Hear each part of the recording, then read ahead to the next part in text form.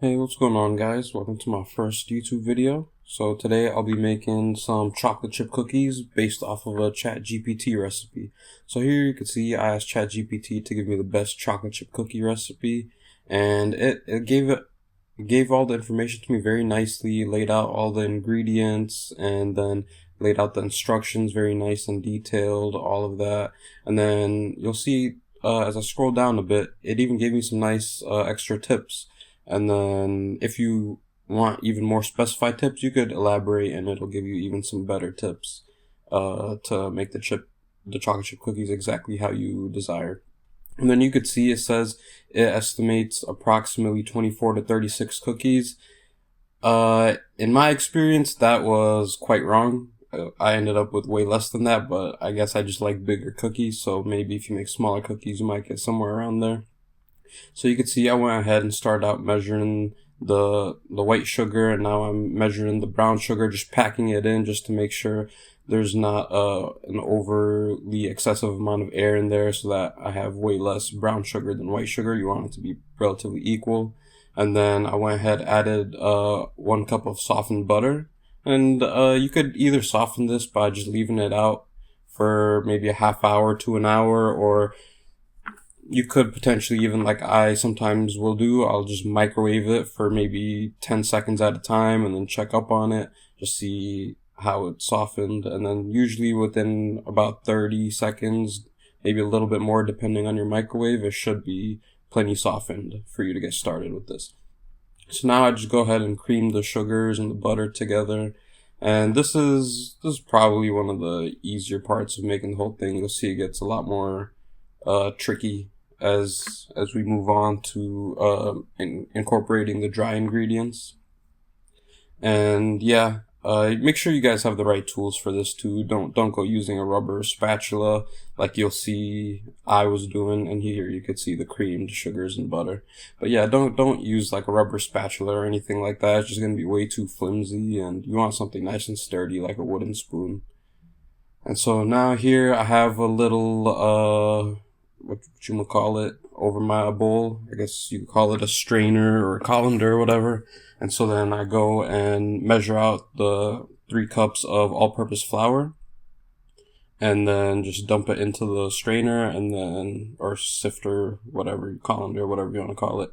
And then just add about 1 teaspoon, I believe it is, of baking soda, and then just go ahead quickly sift it out so that you get all the clumps out, and just get it nice and ready to incorporate into the creamed sugars and butter. Now I'm going ahead and adding a little bit of vanilla extract. I just eyeball it, but I think it calls for about a teaspoon, I believe.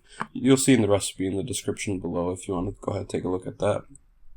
And so I actually ended up making a pretty big mistake right around here. If you have a keen eye, maybe you'll notice, but you'll see a little bit later on what I'm talking about. I'll explain. And so then, just after incorporating that vanilla extract, now I go ahead and start adding the dry ingredients to the wet ingredients. And so it's basically a 1-to-1 mix you want of the dry ingredients to the creamed sugar. So you have 1 cup of white sugar, 1 cup of brown sugar, and then 1 cup of butter, and then you have 3 cups of flour to incorporate with that. So I just usually start off, I typically do this in about 3 stages, add about a third or maybe a little closer to half of the flour to begin with, and then get that nice and incorporated. And then I move on and add about half of what is remaining of the flour, and then incorporate that, like you can see right there. And then I'll go ahead and dump the rest in, and then just work that all in until it's nice and well incorporated. And so you can see here at this point, it's not quite incorporating that nicely. It's quite dry, and in the moment, in my mind, I was pretty boggled. I was like, what's going on? I've made chocolate chip cookies so many times before. Why is this not going as it normally does? But I'll explain in a minute, and you'll see. So you can see at this point, it's basically just looking like light brown sugar, just very dry, crumbly, And so then I ended up fixing that mistake off camera, but I'll explain later. Oh, here's a little cameo from Michelangelo. The little fatty, he likes to check out all the food. Never leaves me undisturbed, but it's kind of fun. He usually just pops in once or twice, unless I'm preparing his food, in which case he will constantly pop up on the counter every single second right after I drop him down. So here I have some, I believe 49% dark chocolate from Aldi, as well as some semi-sweet morsels. And this, in my opinion, was one of the best combinations for chocolate to incorporate into cookies. It's just very tasty, desirable, and it's a little bit of a mix-up from the typical just plain semi-sweet morsels. Ew. Don't look at that. Just focus on the chocolate. But yeah, he's just a very curious cat. He's a little bit slow. Just here, I'm just taking a little sample of the chocolate. You know, you gotta make sure you're working with quality ingredients, you know what I mean? And then my cameraman asked for a little sample too. So now at this point, you could, if you want, just break it up by hand. Me personally, I like to chop it up just because that way I get a lot more consistency in like the size of the chocolate, but at the same time I can control the inconsistencies. And so like sometimes like I want to have a few bigger chunks that I incorporate like 1 or 2 into each cookie, and so that can be very desirable. Now you could see all of a sudden magically it's looking like a proper cookie dough. So basically what happened was I forgot to incorporate the eggs into the wet mix. And so off camera what I did was I just cracked a couple eggs, and then I just mixed in a little extra sugar and white sugar and brown sugar just to make a little slurry, and then I incorporated that with the whole mix, and then it ended up looking just fine at the end. And now I'm gonna go ahead and dump in some semi-sweet morsels. You could add more or less depending on your taste. For me, I always opt for a little bit more just because I have a very strong sweet tooth, and I love me some chocolate almost more than anything. And here I'm going to incorporate about 90, there's Mikey again. Here I'm going to incorporate about 90% of the chocolate, and I'm going to save that little bit for later on. You'll see what I'm going to do with that.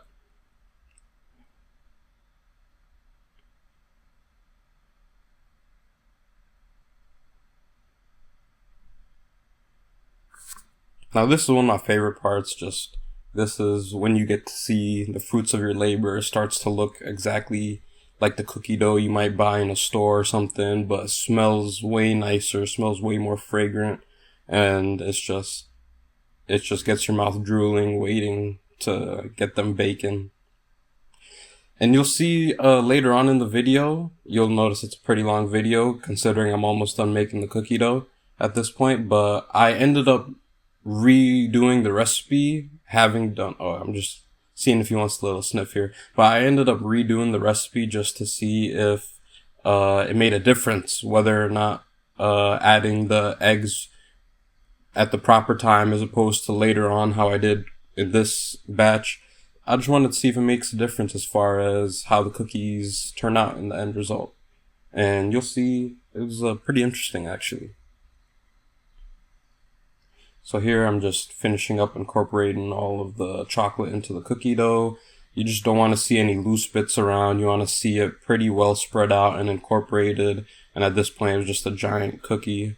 I made a joke to my mom about we should just pop that in a pan and make a giant pizookie. Alright. So now at this point, we're basically getting ready to move on to the next step and get ready for baking.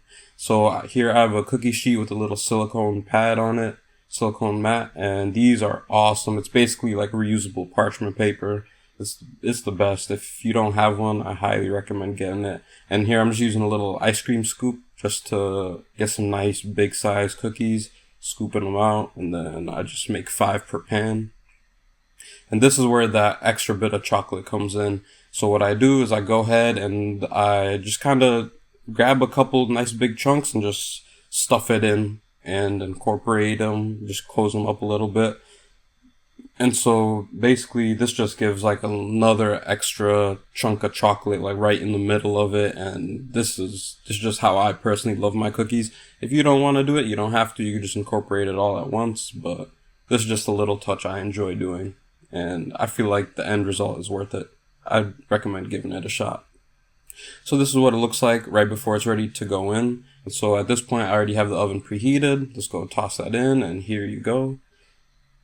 Now you can see the cookies are all done. You can kind of see where I stuffed in those bigger chunks.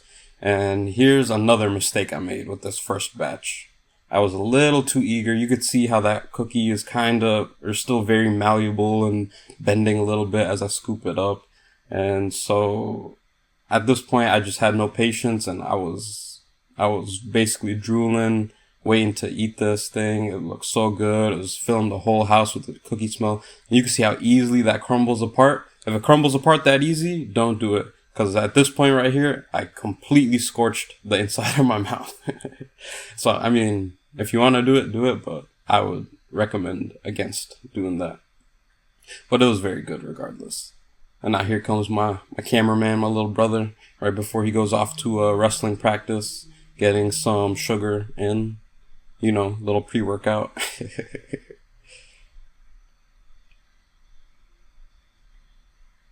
But yeah, even though the cookie was way too hot, it was delicious. I can say that much for sure. It hit the spot. And these cookies, as long as you bake them until like just the edges start turning a little golden brown, and then leave them to set, they'll fully set. They won't be like super soft after they cool down, but they won't be rock hard either. Because if you bake them till the whole thing is golden brown, then they get very hard, and then in that case, I would recommend microwaving them for about 30 seconds or so before eating it, unless you like hard, crunchy cookies, if that's your thing. But me personally, it's not always my cup of tea. And so this is when I redo the recipe. So now this time, first off, I'm starting out with the dry ingredients, the flour. Just measuring it into the bowl. You can see my bowl size shrinked this time, but it doesn't matter too much just because this bowl will be plenty fine for my purposes.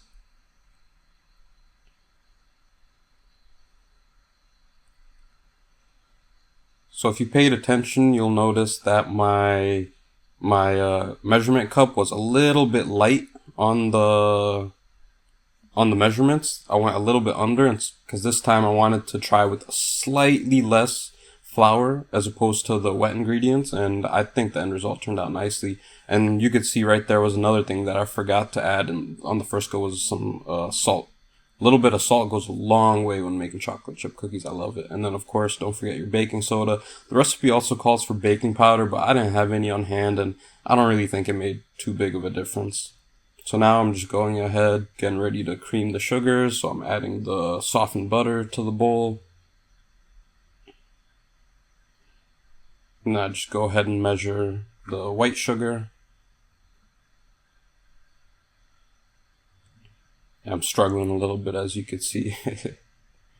So yeah, just go ahead and measure the white sugar, and then the brown sugar. Again, 1 cup of all three of the butter, the butter, sugar, and brown sugar. And again, make sure you pack in your brown sugar decently firm. And you don't have to press the crap out of it, but make sure it's packed well enough to the point where like it feels like it's solid. Because otherwise you're going to be a little bit low on your measurement. Oh yeah, that's always the most satisfying when you dump it out.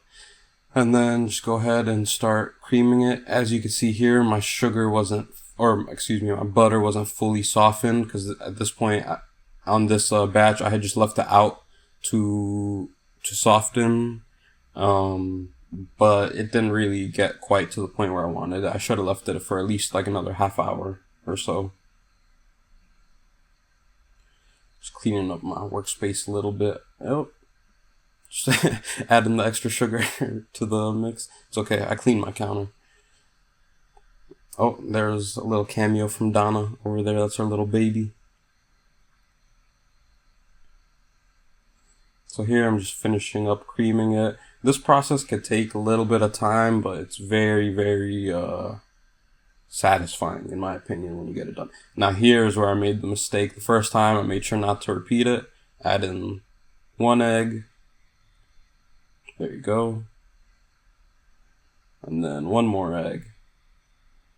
And then this will leave you with a bit more of a slurry than what we had before on the first batch. And this is exactly what you want.